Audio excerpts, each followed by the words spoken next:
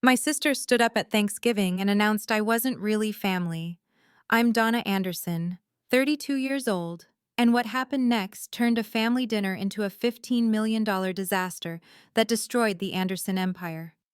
23 relatives watched as my adoptive parents finally admitted their darkest secret. But they never saw the documents I'd been hiding for 5 years coming.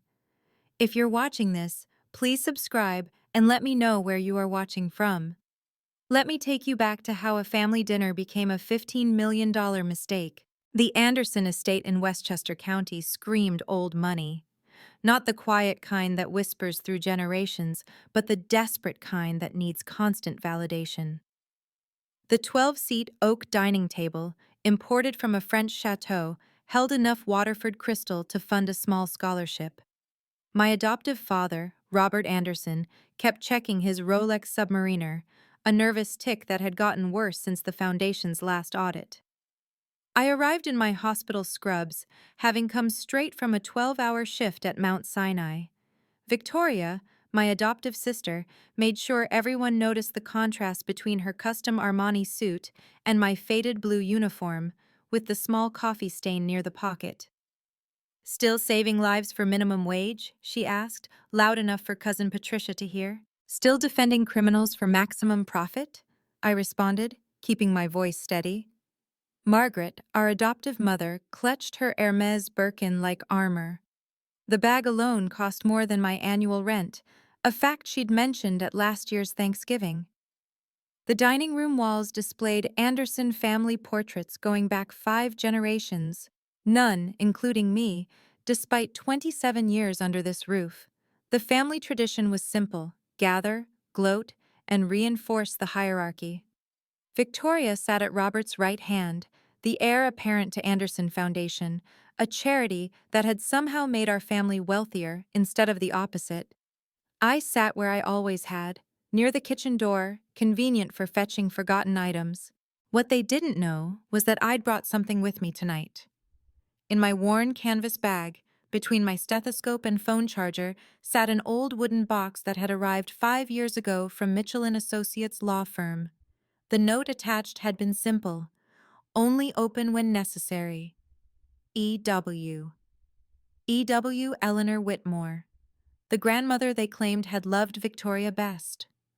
Margaret kept glancing at my bag, the same way she'd been asking about Eleanor's old things for years now, each time with a hunger that seemed strange for someone who supposedly inherited everything.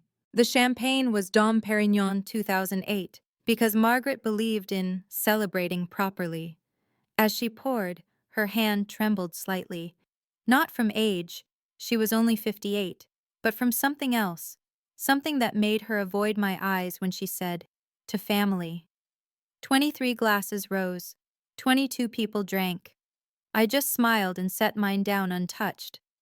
The Anderson family had perfected the art of subtle cruelty. When Victoria graduated from Harvard Law, the celebration lasted 3 days and cost more than most people's weddings. When I graduated from community college with my nursing degree, Margaret bought a cake from the grocery store and forgot to remove the clearance sticker. "Remember when Donna wanted to apply to Yale?" Victoria said, cutting into her perfectly prepared beef Wellington. Mom had to explain about realistic expectations. The table chuckled. They always did when Victoria performed. What actually happened was different. I'd been valedictorian, had perfect SATs. The Yale interviewer had practically guaranteed admission. Then Margaret had a private conversation with the admissions office about my complicated background, and suddenly my application was mysteriously incomplete. "At least nursing suits her," Aunt Patricia added. "Caring for others, very noble. Not everyone can be leaders." I lived in the basement of this mansion for 22 years. Not a finished basement with those luxury amenities you see in magazines. The actual basement, next to the laundry room, where the industrial dryer ran at all hours. Victoria's suite occupied the entire second-floor east wing, overlooking the lake. She had a walk-in closet bigger than my current apartment. On my 16th birthday, Victoria received a Mercedes G-Wagon with a red bow. On mine, I got a used medical textbook set Margaret found at an estate sale. For your future, she'd said, as if second-hand knowledge was all I deserved. Some children are loved, I said quietly, folding my napkin. Others are investments. The table went silent. Robert's fork paused midway to his mouth. What an odd thing to say, Margaret replied, but her voice cracked slightly. Is it?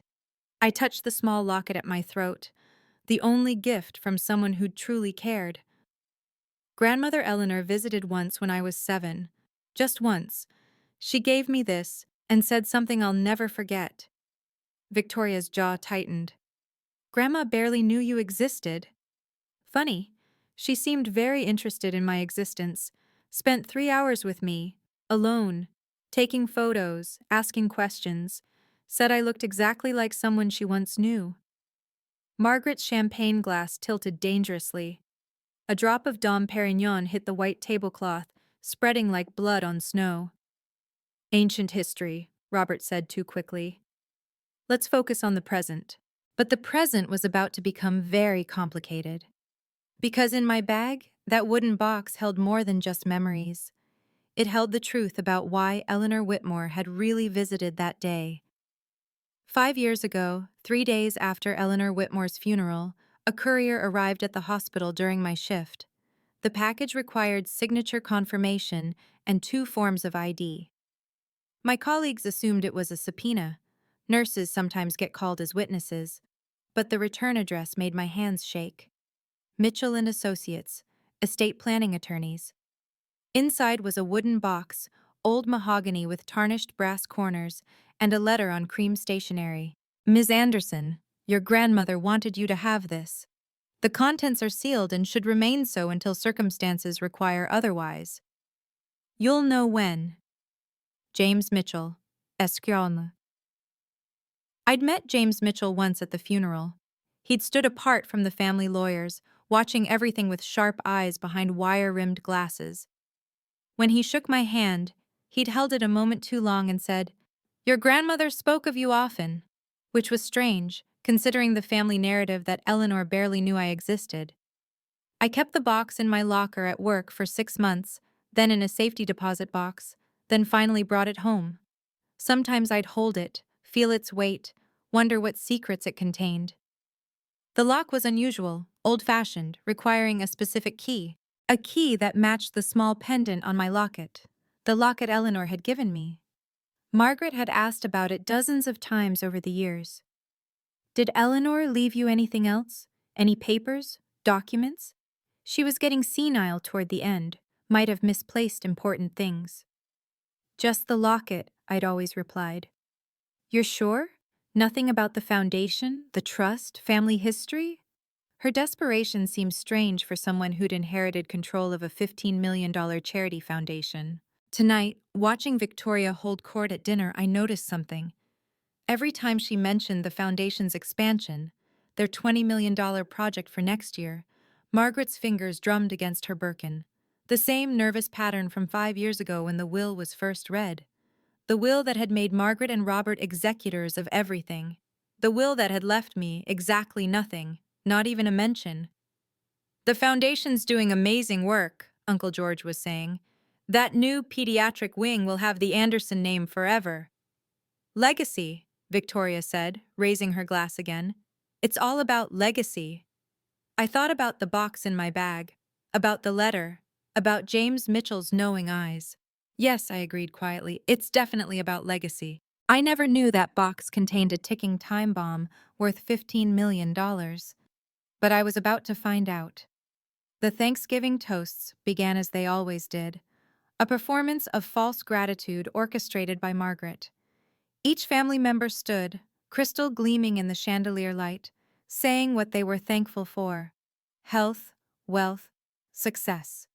The usual lies wealthy people tell themselves. Victoria went last before me, of course. Maximum impact. I'm thankful for excellence, she said, her voice carrying perfectly across the room. For becoming the youngest partner at Preston and Associates. For maintaining the Anderson standard. She paused, eyes finding mine. And for knowing exactly where I belong in this world. The cousins murmured approval. Aunt Patricia actually applauded. And you, Donna? Margaret's tone suggested she'd rather skip me entirely. Still doing your volunteer work? I work in the NICU, I corrected. Saving premature babies isn't exactly volunteer work. Well, it's charitable, Margaret said, waving her hand dismissively. Just like Eleanor always said, some people are meant to serve others. It's their calling. The way she said Eleanor's name made something cold settle in my stomach. There was ownership in it, possession. Speaking of Grandma Eleanor, Victoria interjected, the foundation is launching the Eleanor Whitmore Memorial Wing next year, $20 million. Her legacy of helping the less fortunate continues. Through us, Margaret added quickly. Through the family she chose to carry on her work. Cousin George, already 3 champagnes in, laughed. Good thing Eleanor was so careful about bloodlines, keeping the foundation in the family, you know. Some people are born for greatness, others are, well, he gestured vaguely at me. Others are what? I asked, my voice steady as my hands. You know, he shrugged. Others serve those who lead. It's not a bad thing. The world needs followers too. Victoria smiled, that particular expression she wore in court when she knew she'd won. Exactly. Everyone has their place. The key is accepting it. Robert wouldn't meet my eyes. He hadn't looked at me directly all evening, focusing instead on his wine, his plate, the portrait of his grandfather on the wall, anywhere but at the woman he'd claimed to raise as a daughter. To knowing our place, Victoria said, raising her glass one more time. 22 glasses rose to meet hers. Mine remained on the table, untouched, waiting. Like the box in my bag, like the truth nobody saw coming. The Anderson Foundation just secured the Whitfield grant, Uncle George announced, clearly trying to impress. Another $10 million over 5 years. We're practically printing money for charity. It's not about the money, Victoria corrected with practiced false modesty. It's about impact. Our expansion will make Anderson Foundation the largest private charity in the state. Built on Grandma Eleanor's initial endowment, Aunt Patricia added. She'd be so proud seeing how you've grown her little charity project. Eleanor Whitmore had built a medical empire from nothing, revolutionized pediatric care, and these people called it a little project. Tell me, I said, cutting into my cold Wellington, what exactly was Grandmother Eleanor's medical background? Silence. Forks paused. She was philanthropic, Margaret said carefully. But her specific medical expertise? The reason she started a medical foundation? Victoria laughed, sharp and dismissive. She had money. That's all the expertise required. Is it? I kept my voice conversational. Because I've been reading the Foundation's original charter. Fascinating document. Very specific about medical protocols, research priorities, pediatric innovations, almost like it was written by someone with intimate knowledge of. Nobody cares about dusty old paperwork, Victoria interrupted. The point is, we've maximized the Foundation's potential, turned sentiment into strategy. Turned charity into profit, someone murmured appreciatively. Margaret was watching me now with the intensity of a predator sensing danger. Why this sudden interest in Foundation history, Donna? Not sudden. I've been interested for 5 years, since the funeral. Robert's wineglass hit the table too hard. Red wine splashed across the white linen. The funeral where you read the will, I continued. The one that left everything to you. No other family mentioned. No other descendants. Because there were no other descendants, Margaret said firmly. Eleanor's daughter Sarah died young. No children. It's all documented.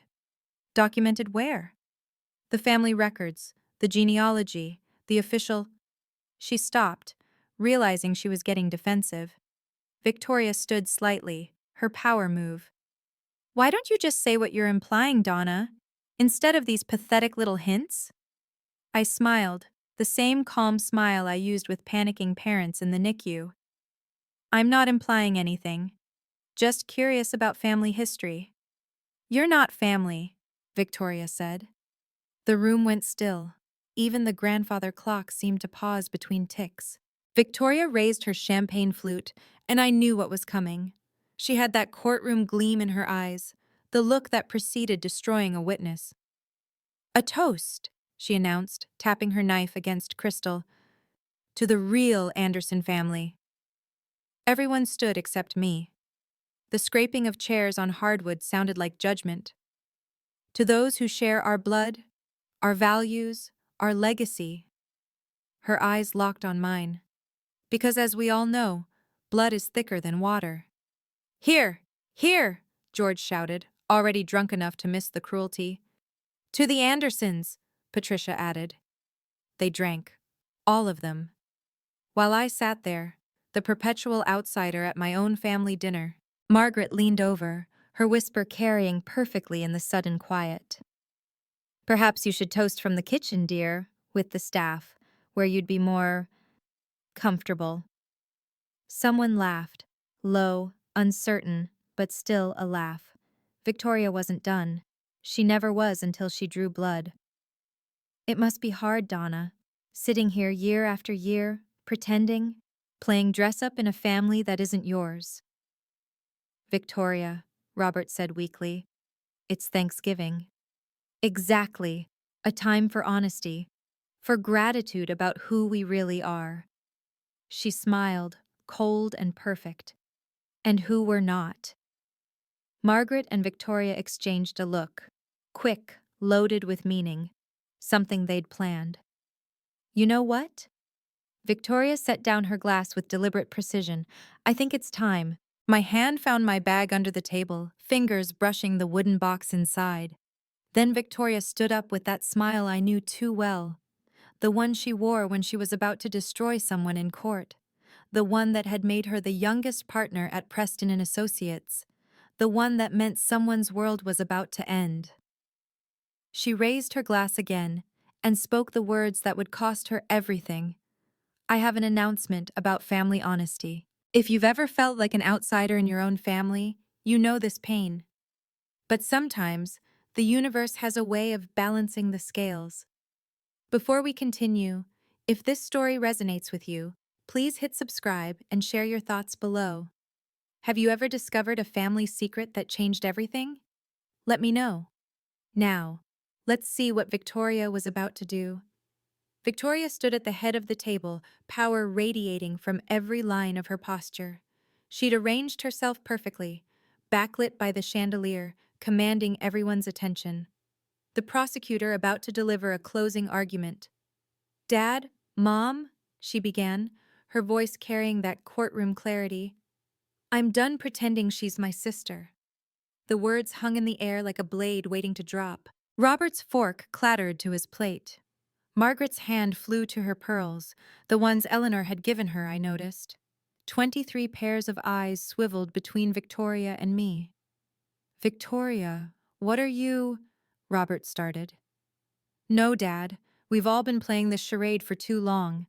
Donna is adopted. She's not real family. Never was." The silence was complete. Even the kitchen staff, visible through the serving window, had frozen. I could hear my own heartbeat, steady and calm, while around me the world tilted. Aunt Patricia gasped theatrically. "Adopted?" "But you never said," Uncle George sputtered.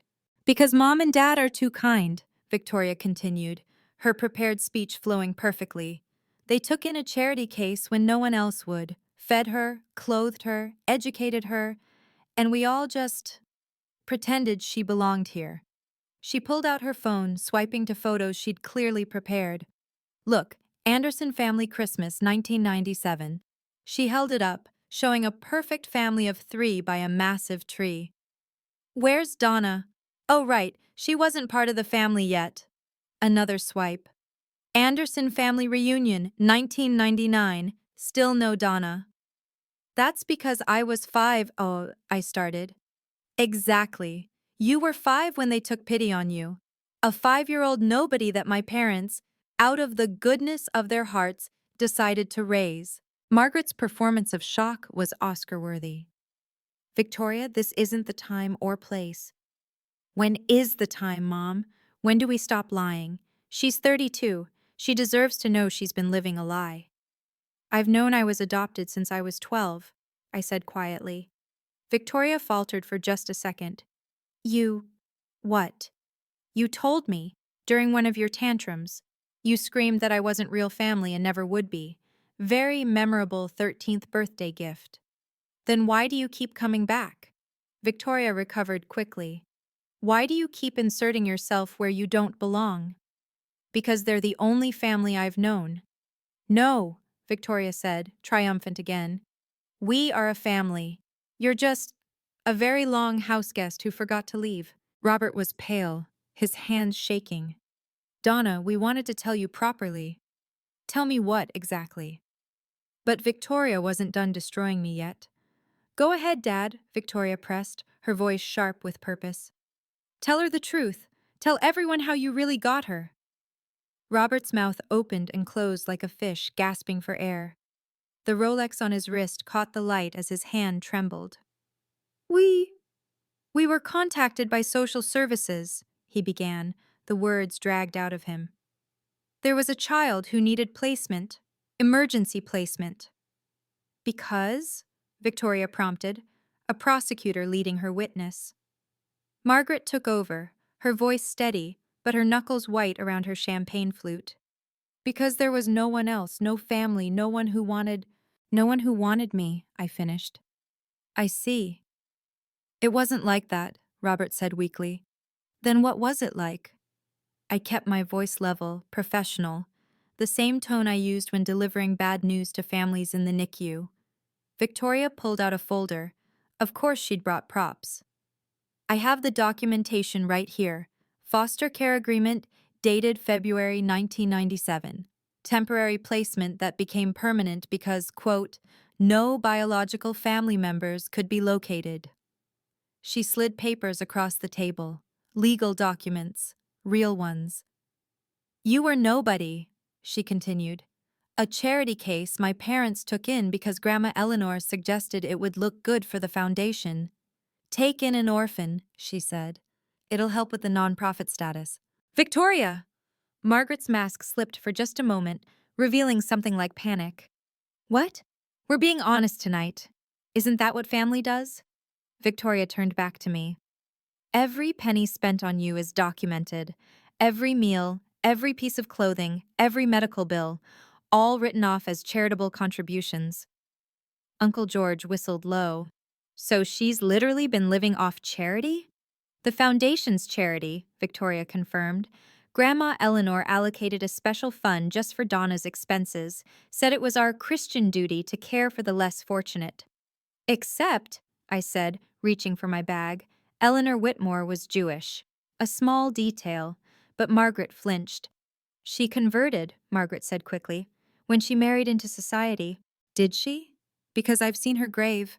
The one you never visit, Star of David, Hebrew inscription. What does that have to do with anything? Victoria snapped, irritated at losing control of her narrative. Just that people lie about all sorts of things, origins, motivations. I pulled my bag onto my lap. Families. We never lied, Robert insisted. We just didn't advertise it. For whose benefit? I asked. Mine? Or yours? Victoria's smile returned, sharp as winter. Does it matter? The point is, now everyone knows what you really are. And what's that? Nobody. You're nobody, Donna. You always have been. But Victoria wasn't done destroying me yet. Victoria opened her laptop, she'd really prepared for this moment, and pulled up a spreadsheet. The Anderson Foundation logo gleamed at the top. Let me show everyone exactly what Donna has cost this family. She turned the screen toward the table. 27 years of expenses, food, clothing, shelter, education. Total $847,392. You kept a spreadsheet? Cousin Patricia looked both horrified and fascinated. The foundation requires detailed documentation for all charitable expenditures, Victoria explained. Donna is, technically, our longest-running charity case. Every dollar traceable, Margaret added, finding her voice again. All legally documented as charitable giving. Tax deductible, of course. Of course, I said softly. Ed. The private school tuition alone, Victoria continued, scrolling through her numbers. 40,000 a year for Brennan Academy. You couldn't even maintain a B average. I had a 3.9 GPA. In remedial classes, I was in all AP courses. Victoria waved dismissively. The point is, we invested in you. Heavily. And what's the return? You're a nurse. A noble profession, sure, but hardly what one expects from an Anderson education. She's not an Anderson, Aunt Patricia pointed out helpfully. Exactly. Victoria closed the laptop with satisfaction. Which brings us to tonight. We think, Mom, Dad, and I, that it's time to formalize things. Formalize? I asked, though I could see where this was going. Margaret pulled out another document. They'd really coordinated this ambush. We've consulted with our attorneys. Since you're an adult, well past the age of dependency, it's time to clarify the relationship. You're disowning me. Such a harsh term, Margaret said. We're simply acknowledging reality. You're not our biological daughter. You have no claim to the Anderson name, the Anderson estate, or the Anderson Foundation. We'll always be grateful for the opportunity to have helped you, Robert added, not meeting my eyes. But you're 32 now, independent. It's time to stop. Stop what? Stop pretending, Victoria finished. Stop coming to family events. Stop using our name at the hospital. Stop telling people you're an Anderson. The table was silent. 23 people waited for me to break, to cry, to beg, to rage. Instead, I stood up slowly, my movements deliberate and calm. My hand was steady as I reached for my bag. Thank you, Victoria, I said, my voice carrying clearly across the silent room, for finally being honest. Victoria's triumph flickered just slightly, something in my tone perhaps, or the small smile playing at my lips. If we're revealing truths tonight, I walked toward the hallway closet. Then I have something to share too. I moved with the practiced calm I'd perfected during Code Blues at the hospital. No rushing, no panic, just purposeful movement while everyone watched. What are you doing? Margaret's voice had an edge now, sharp with unexpected concern. Getting something I've kept safe for 5 years. I pulled my canvas bag from the closet, something I was told to save for the right moment. Donna, if this is some emotional, Victoria started. No emotions, I interrupted, returning to the table. Just facts, documents, the kind you seem to love. I set my bag on the table, noting how Margaret's eyes tracked my every movement. Her fingers had found her pearls again, Eleanor's pearls, twisting them like a rosary. You see, when someone is truly nobody, I said, unzipping the bag slowly, they don't receive packages from estate attorneys. They don't get personal letters from deceased philanthropists. They certainly don't inherit locked boxes with specific instructions. The wooden box emerged from my bag, old mahogany gleaming in the chandelier light, brass corners tarnished with age. Margaret's champagne glass slipped from her fingers, shattering on the hardwood floor. Where did you get that? Her voice was barely a whisper. You recognize it? I asked, though her reaction was answer enough. That was in Eleanor's study, in her private safe. How did you? Mitchell and Associates delivered it, 3 days after the funeral. I set the box on the table, centered perfectly on the ruined tablecloth. James Mitchell said Eleanor wanted me to have it, specifically me, the nobody, the charity case. Victoria laughed, but it sounded forced. So she left you a dusty old box, probably has some sentimental trinket inside, a pity gift. Maybe, I agreed. Should we find out?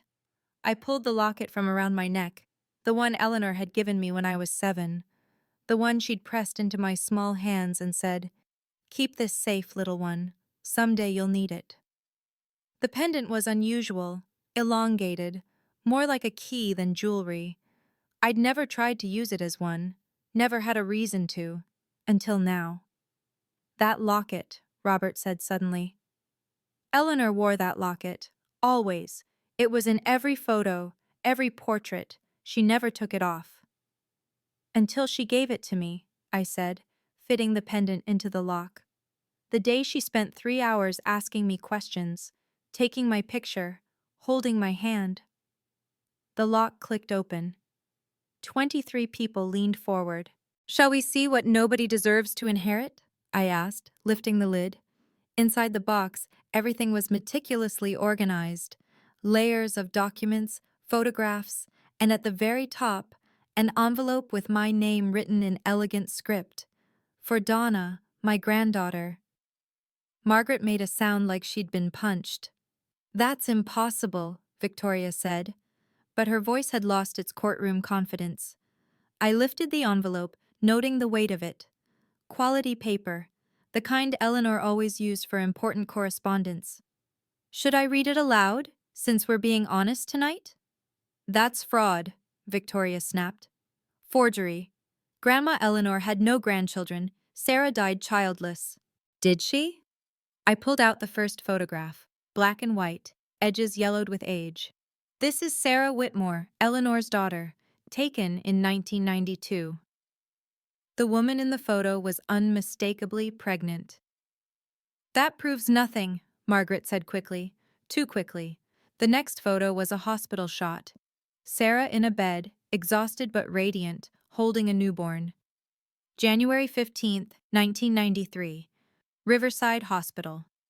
"Lots of people had babies in 1993, Victoria argued, but she'd gone pale. I pulled out the birth certificate. Original, not a copy.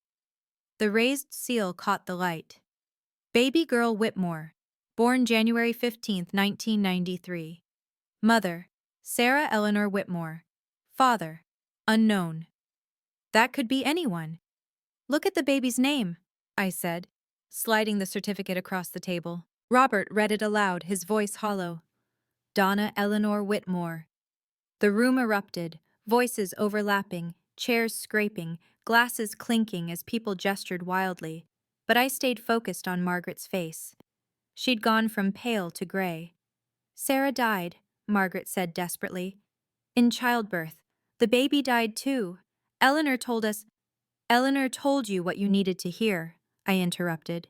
"Sarah died 3 weeks after giving birth. Complications from preeclampsia. But the baby, I survived." I pulled out the next document. Medical records. Transferred to NICU. 4 weeks of intensive care. Then released to, would you like to guess? "Foster care," Victoria whispered. "Wrong. Released to maternal grandmother, Eleanor Whitmore." I found the discharge papers. "She took me home, raised me for 5 years, until she realized something." "Realized what?" Robert asked. I looked directly at Margaret. "That someone was trying to kill us both." The silence was deafening. "That's insane," Victoria said finally. "Is it?" I pulled out a police report. 2 brake failures, 1 gas leak, 3 break-ins, all in 1997, all investigated, all unsolved. "Coincidences," Margaret said. "Eleanor didn't think so. So she made a choice. Hide me in plain sight, with the people trying to steal her fortune. We never—" But the birth certificate was just the beginning. I pulled out a manila folder, thick with documentation. The outside bore the logo of Preston Medical Laboratory, ironically, one of the foundation's biggest beneficiaries. 6 months ago, I had some questions about my medical history, I began, keeping my voice clinical. Genetic markers I needed for a patient case, so I ran a DNA test. "DNA tests can be faked," Victoria said immediately, her legal mind working overtime, "which is why I used 3 different labs." I spread out the results. Preston Medical, Genome Solutions, and, I smiled, the FBI database, thanks to a friend in forensics. Each report was notarized, officially sealed. All 3 confirmed the same thing. I'm a 99.97% match for Eleanor Whitmore's DNA on file from her medical records. I paused. Her granddaughter, her only living descendant. Uncle George grabbed one of the reports, scanning it with growing alarm. This, this is real. These are legitimate labs. But more interesting, I continued, pulling out another document, is what Eleanor knew, and when she knew it. The next item was a letter, handwritten on Eleanor's personal stationery, dated 5 years before her death. Dear Mr. Mitchell, I read aloud, please retain this documentation for my granddaughter Donna. I have placed her with the Anderson family for her safety, but I fear they have ulterior motives. Margaret Anderson has been inquiring extensively about my will, my assets, and whether any other heirs exist. Margaret stood abruptly. I need air. Sit down, I said, and something in my voice made her comply. I continued reading. I have told them Sarah died childless, and they believe Donna is merely a foster child they took in for appearance. They must continue believing this until after my death, when the attached documents should be delivered to Donna. What documents? Robert asked, though he looked like he didn't want to know. I pulled out the crown jewel, a document so official it practically gleamed with authority. The last will and testament of Eleanor Whitmore, the real one, dated 2 years after the one you filed with the court. Victoria snatched it from my hands, her eyes racing across the pages. This can't be legal. Page 17, I suggested helpfully. The contingency clause. She flipped frantically, then froze. Her face went from pale to ashen to almost green. Read it, I said, out loud, since we're all being honest tonight. Victoria's hands shook as she held the papers. In the event that the Anderson family publicly disowns, rejects, or humiliates my granddaughter Donna Whitmore, she couldn't continue. The papers slipped from her fingers. I picked up the will where Victoria had dropped it, smoothing the pages with deliberate care. Let me finish that for you, I said, finding the clause. In the event that the Anderson family publicly disowns, rejects, or humiliates my granddaughter Donna Whitmore, all assets currently held in trust for the Anderson Foundation, totaling $15 million, shall immediately revert to the Whitmore Medical Trust, with Donna Eleanor Whitmore as sole beneficiary and executor. The chandelier could have crashed to the table and made less impact. Furthermore, I continued, any attempts by the Anderson family to claim relationship with or financial support of my granddaughter after such rejection shall be considered fraud, prosecutable to the full extent of the law. That's not legal, Victoria whispered, but she was scanning the pages desperately. Contingency clauses can't be that specific? Can't be that binding? I pulled out another document. Here's the legal precedent. Watson v. Harriman, 2019. Contingency clauses in charitable trusts are fully enforceable when they concern the treatment of named beneficiaries. I'd done my homework. 5 years of homework. But we didn't know, Robert pleaded. Eleanor never told us you were her granddaughter. No, she didn't. She told you I was nobody, a foster child, someone you could use for tax write-offs and foundation publicity. I found another page. But she did tell you this, Section 3, Paragraph 2. The Anderson family shall treat the child Donna with the same care, respect, and advantages given to their biological children, as she represents the future of the Whitmore legacy. We thought she meant metaphorically, Margaret said weakly. You thought what you wanted to think, just like you thought this will, I held up their version, was the only one. How do we know yours is real? Victoria made one last desperate attempt. Because mine was filed with the New York State Supreme Court, Surrogates Division, on January 3, 2019. Yours was filed January 8, 2019. I pulled out the filing receipts. Eleanor filed the real will first, then let you file your fake one after, knowing you'd never check for prior filings. She played us, Margaret breathed. No, she tested you. For 5 years after her death, you could have treated me like family, like the daughter you claimed I was. Instead, I gestured to the spreadsheet still glowing on Victoria's laptop. You documented every penny spent on your charity case. The doorbell rang. Everyone froze. That would be Mr. Mitchell, I said, checking my phone. I texted him when Victoria started her speech. He's been listening on speaker for the last 20 minutes. Recording without consent is illegal, Victoria started. In two-party consent states. New York is a one-party consent state. I smiled. You really should know that, counselor. Sometimes the people who hurt us most are the ones who underestimated us completely. If you've ever had your moment of vindication, you know this feeling. Please take a second to like this video if you believe in karma and subscribe for more stories of justice served. Comment below, what would you have done in my position?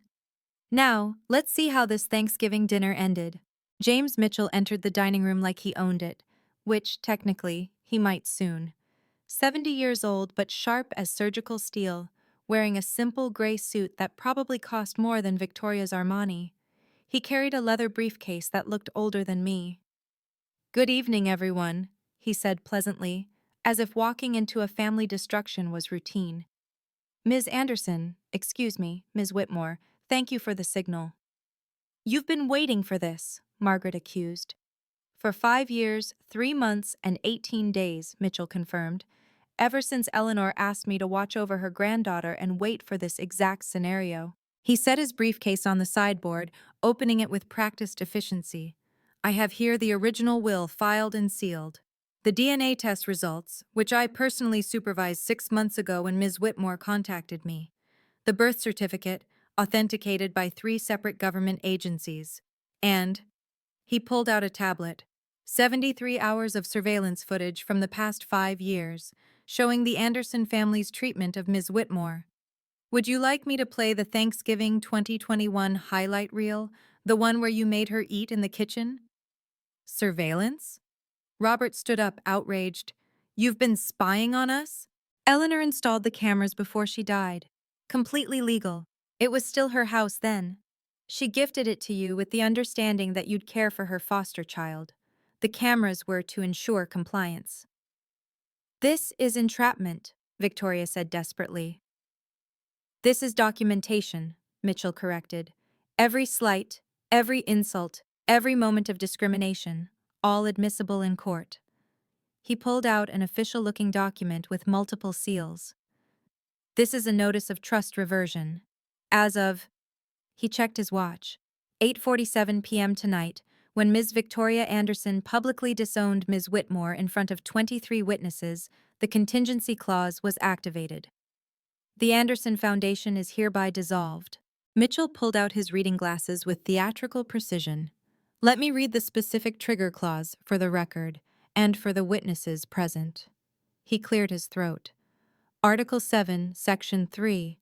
Should the Anderson family, defined as Margaret Anderson, Robert Anderson, or Victoria Anderson, either individually or collectively, publicly deny, disown, or humiliate Donna Whitmore in the presence of 3 or more witnesses, all assets held in the Anderson Foundation Trust shall immediately transfer to the Whitmore Medical Trust." "Define publicly," Victoria said, grasping at straws. "A gathering of 3 or more non-family members. Tonight we have—" Mitchell did a quick count. 14 non-immediate family members. More than sufficient. "But the foundation has obligations," Margaret protested. "Contracts, employees, the hospital wing." "All of which will be honored by the Whitmore Medical Trust," Mitchell said smoothly. "Ms. Whitmore has already indicated her intention to maintain all charitable obligations. The only change is ownership and control." He pulled out another document. "This is particularly interesting. The expansion project you mentioned, Ms. Anderson? The $20 million wing? The loans were secured against the foundation's assets you no longer control." Victoria grabbed the papers, her face cycling through stages of grief at breakneck speed. "The bank will call the loans immediately." "Within 30 days," Mitchell confirmed. "Unless the new owner of the foundation agrees to assume them." He looked at me. "Which is entirely Ms. Whitmore's decision." "The house," Robert said suddenly. "This house is in our name." "Is it?" Mitchell pulled out another document. "According to county records, this house is owned by the Eleanor Whitmore Revocable Trust." You were given lifetime residency rights. He found the relevant passage, contingent upon the proper care and treatment of Ward Donna Whitmore. The room spun around their collapse. Every safety net they thought they had was dissolving. "This can't be legal," Victoria repeated, like a mantra. "Your grandmother was very thorough," Mitchell said to me, ignoring Victoria. "She spent 2 years crafting this will with a team of estate lawyers. It's completely bulletproof." Mitchell's phone buzzed. He glanced at it, then smiled, the first real emotion I'd seen from him. "Ah, perfect timing. That's confirmation from the bank. The Anderson Foundation accounts have been frozen pending transfer." He looked at Margaret. "You have until Monday morning to provide any final documentation before the complete audit begins." "Audit?" Margaret's voice cracked. "Standard procedure when trusts change hands. Every transaction, every expenditure, every tax filing for the past 7 years." Mitchell's smile widened slightly. "I'm sure everything is in perfect order." Victoria and Margaret exchanged a look of pure terror. "About that," I said, pulling out the USB drive from the box. "This contains some interesting emails between you two. Planning sessions about how to maximize the foundation's administrative costs. 20% was the legal limit. You've been taking 35. "That's impossible," Victoria said, but her voice was hollow. "You forgot Grandma Eleanor had access to all the Foundation email servers. She backed up everything." I plugged the USB into Victoria's abandoned laptop. "Would you like me to read the one from December 2018, where you discuss hiding the excess in offshore accounts?" "That's private correspondence. On Foundation servers, which I now own." I clicked open a folder. 5 years of fraud, embezzlement, tax evasion. Mitchell nodded approvingly. "The district attorney will be very interested. White-collar crime division loves cases with this much documentation." "You're destroying us," Robert said quietly. "No," I corrected. "You destroyed yourselves. Every cruel word, every stolen penny, every lie. You chose all of it. Eleanor just made sure there would be consequences." Victoria stood, swaying slightly. "I need my lawyer." "You are a lawyer," Aunt Patricia pointed out unhelpfully. "A lawyer who's about to be disbarred," Mitchell added. "The state bar frowns on embezzlement." Victoria fled the room. Her Louboutins clicked frantically down the hall, then up the stairs. A door slammed. Margaret followed, her Hermes bag forgotten on the table. The relatives began excusing themselves, suddenly remembering urgent appointments. Within minutes, only Robert remained. Robert sat in his chair, staring at the ruins of his Thanksgiving dinner. The Waterford crystal seemed to mock him. All that expensive beauty built on a foundation of lies. "She knew," he said finally. "Eleanor knew everything." "She knew you married Margaret for her connection to Eleanor's money," I confirmed. "She knew Margaret had been planning to inherit everything since Sarah was diagnosed with preeclampsia." "She knew, and she watched, and she waited." "Why didn't she stop us?" "Because she wanted to see if you could change, if you could love a child who had nothing to offer you." I started gathering the documents. "You failed." Mitchell pulled out one final paper. "Mr. Anderson, this is a notice to vacate. You have 90 days to leave the premises. That's more generous than required.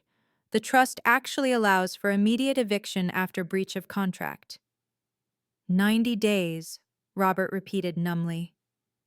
"Ms. Whitmore insisted on 90 days, Mitchell said, glancing at me, "despite my recommendation for immediate removal." "Where will we go?" Robert asked. "That's no longer my concern," I said, "but I'd suggest somewhere you can afford on a paralegal's salary, because that's all Victoria will be able to earn once she's disbarred." Robert stood slowly, aging 10 years in 10 seconds. "Donna, please. We raised you." "No. You housed me. You fed me the minimum. You clothed me in hand-me-downs. You documented every penny and wrote it off on your taxes." I stood too, matching his height in my simple flats. "You had 27 years to love me. You chose not to." He left without another word, his Rolex catching the light one last time, a fortune on his wrist while his actual fortune evaporated. Mitchell and I stood in the empty dining room, surrounded by abandoned champagne and shattered crystal. Your grandmother would be proud, he said. My grandmother would be relieved, I corrected. She gave them every chance. And now? Now I have a medical trust to run. Mitchell opened his briefcase one last time, pulling out a sealed envelope. Eleanor wanted you to have this only after everything was resolved. My name was written across it in her careful script. Inside, a single sheet of her personal stationery and a photograph. My dearest Donna, I read aloud. If you're reading this, then they failed the test. I'm sorry for that. Not for them, but for you. Every child deserves to be loved without condition. The photograph was of her holding me as a baby, both of us in a hospital room. She looked exhausted but fiercely protective. I continued reading. I wanted to raise you myself, but I was already sick. The cancer they found when Sarah died had spread. I had maybe 5 years, the doctors said. I got 7. 7 years to find you a family and set up your protection. Mitchell was quiet, letting me have this moment. The Andersons were supposed to be different. They had everything: wealth, status, education. I thought surely they could love one small girl. I gave them every incentive, every opportunity. But some people's hearts are so full of greed, there's no room for love. My throat tightened, but I kept reading. The money doesn't matter, darling. It never did. But justice matters. Truth matters. And you matter. You always mattered, even when they made you feel like you didn't. Use the trust to help children like us, the ones nobody wants, the ones everyone writes off. Show them what we know, that love isn't measured in blood or money or last names. It's measured in choices, especially the hard ones. I chose you, my darling granddaughter. I choose you still. All my love, Grandmother Eleanor. I folded the letter carefully, tucking it back in the envelope with the photo. She really did love me, I said.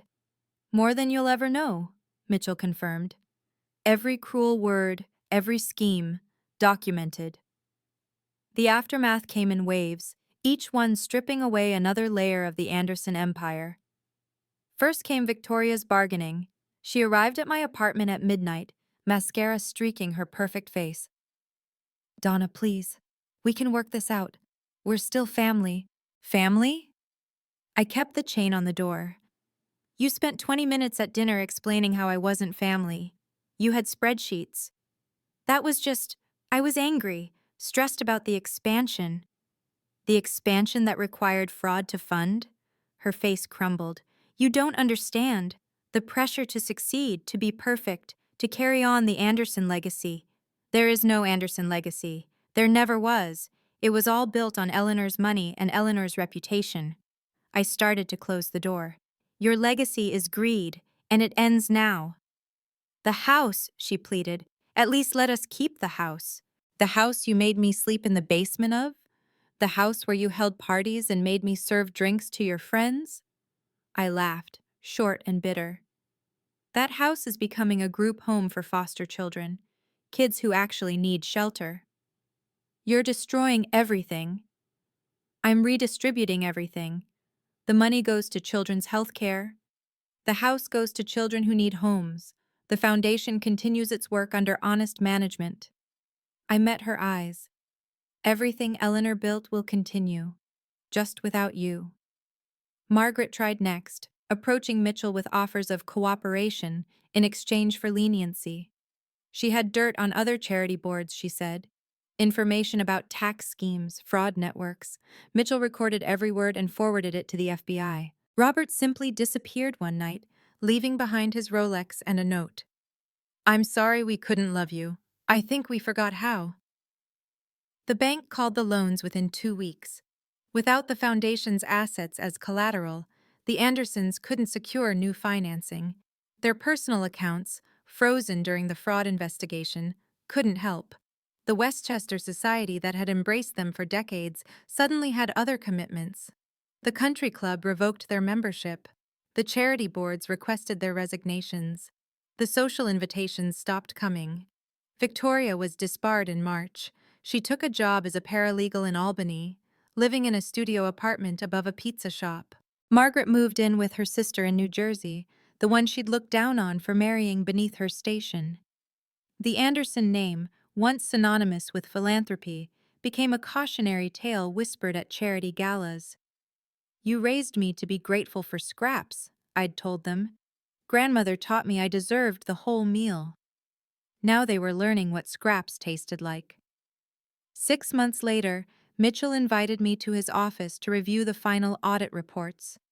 The walls were lined with legal volumes, but one shelf held photographs, all of Eleanor at various charity events, always wearing that distinctive locket. "There's something else you should know," he said, pouring 2 glasses of exceptional scotch. "About why Eleanor chose them specifically." I set down my glass untouched. "What do you mean?" "Margaret wasn't random. She was Eleanor's estranged sister-in-law, her husband's younger sister." The room tilted. "What?" "Eleanor married into the Whitmore family in 1960. Margaret was 15, obsessed with her older brother, convinced Eleanor wasn't good enough for their family." Mitchell pulled out an old photo album.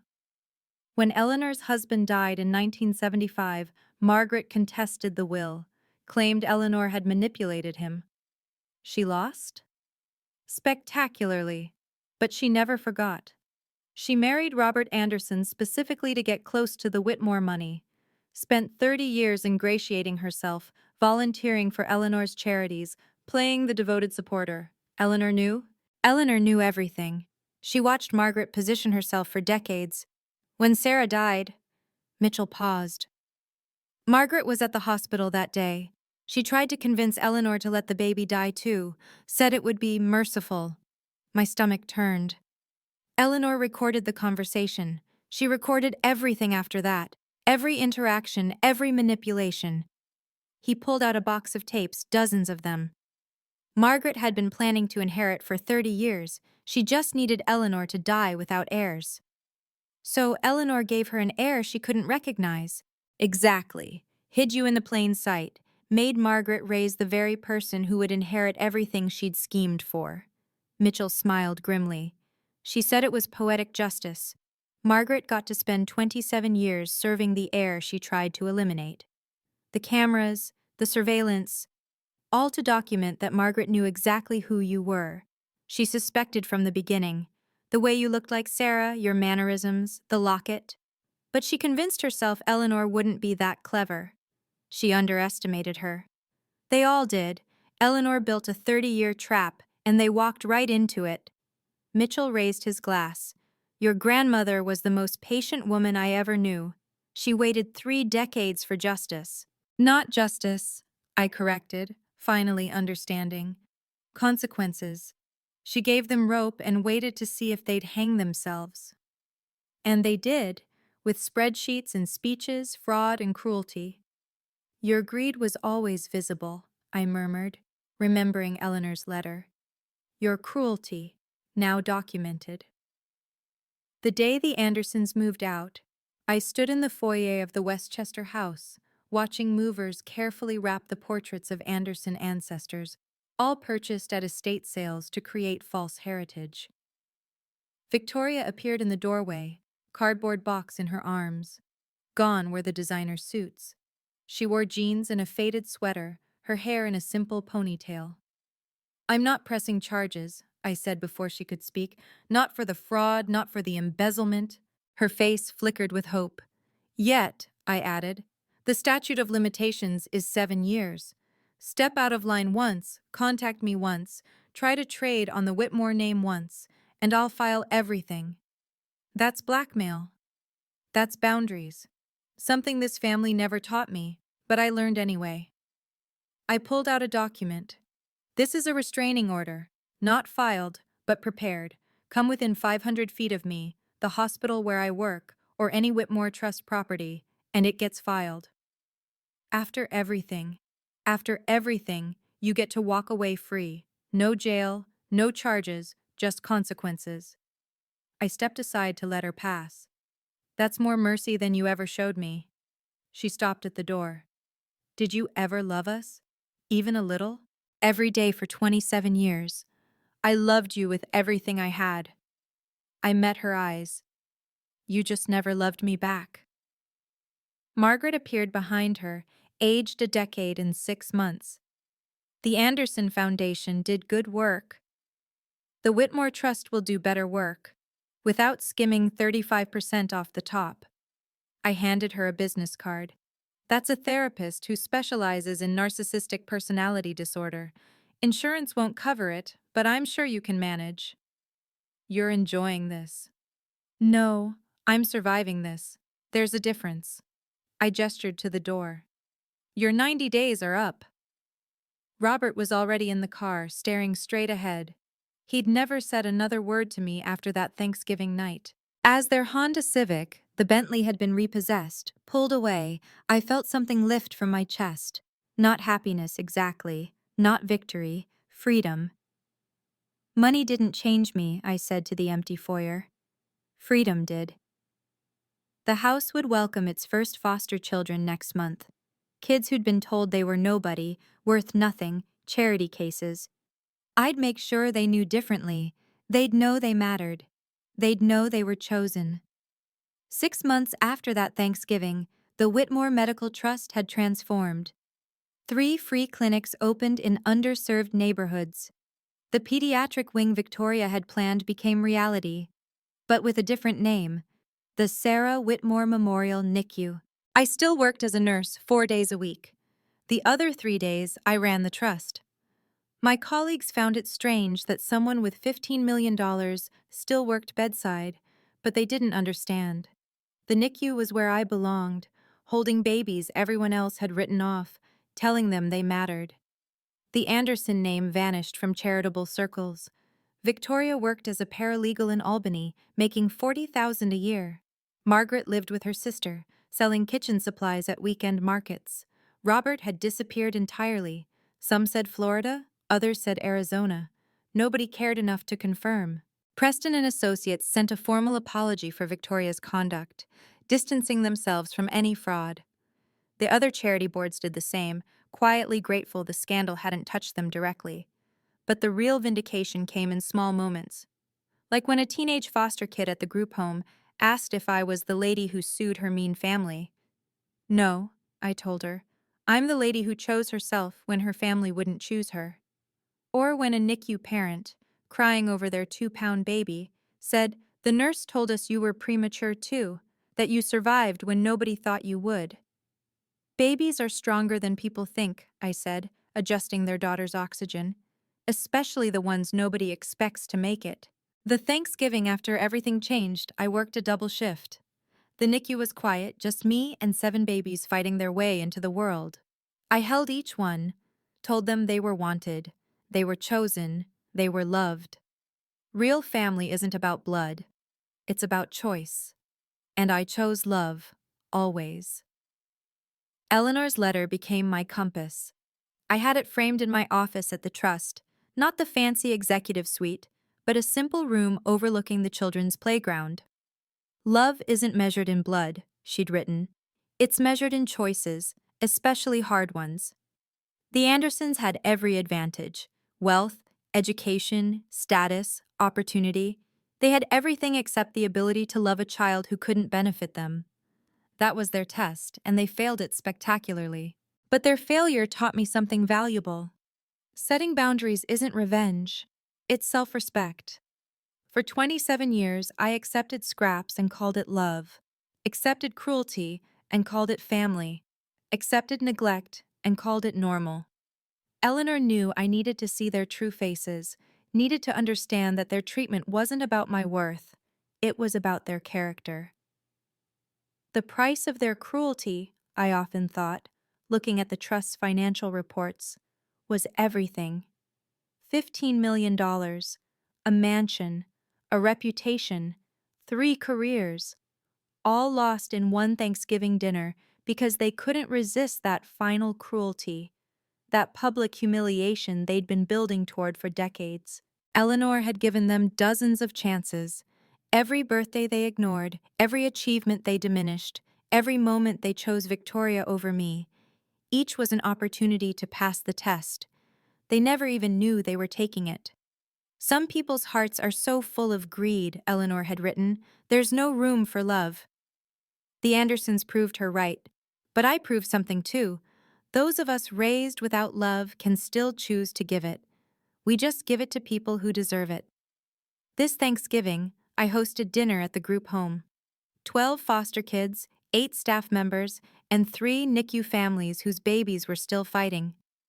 The dining room that once showcased Waterford crystal now held mismatched plates and genuine laughter. A 7-year-old named Marcus, newest to the house, sat where Victoria used to hold court. He'd been labeled difficult by 3 previous placements. During grace, he said he was thankful for the lady who understands. Understands what? I asked. What it's like when nobody wants you. Somebody wants you, I told him. You're here, aren't you? You were chosen for this house, this family. But it's not real family. I thought of Eleanor, of Sarah, of 27 years of being told I wasn't real family. Real family isn't about blood, Marcus, it's about choice. And everyone at this table chose to be here, chose each other. After dinner, while the kids played video games donated by the trust, I found a teenage girl, Sophie, sitting alone on the porch. She'd been with us 6 months, aging out of the system in a year. I heard what they did to you, she said. Your family. They weren't my family. They were just people I lived with. How do you forgive them? I don't. Forgiveness is for people who earn it. But I don't carry them either. They're living their consequences. I'm living my freedom. She nodded, understanding in a way only foster kids could. As I tucked Marcus into bed that night, in a real bedroom, not a basement, he asked, "Will you adopt me?" I can't adopt all of you, I said gently. But I can promise you'll always have a home here. You'll always matter here. That's enough, he said, already drifting off. It was more than enough. It was everything. Thank you for listening to my story. If you've ever had to choose between toxic family and your own peace, you're not alone. Please subscribe and hit the notification bell for more stories of courage and justice. Share this with someone who needs to hear that it's okay to walk away from people who don't value you. Comment your own story below. I read every single one. Remember, you deserve to be celebrated, not just tolerated. See you in the next video.